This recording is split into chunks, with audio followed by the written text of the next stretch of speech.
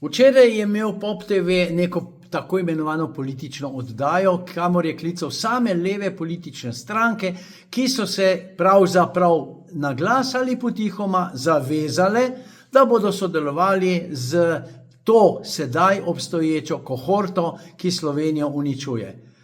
Pop TV, kakor kaže, se mora skrbeti za to, da mu ne bi vzeli kakšnih finančnih sredstev, kajti kot sledimo medije, je tam marsikaj čudnega in marsikakšna čudna pot financ se je tam zgodila, baje tudi v zvezi z davčno upravo in tako naprej in tako naprej.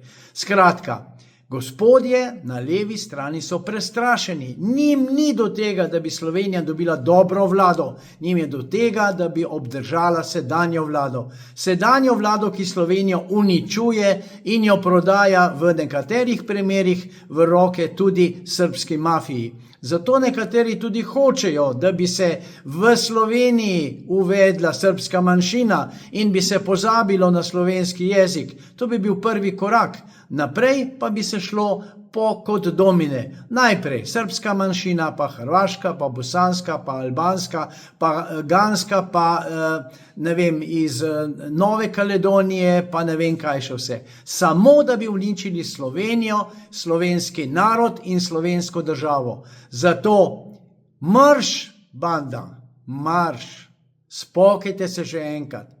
Državo pa pustite, Slovenijo Slovencem.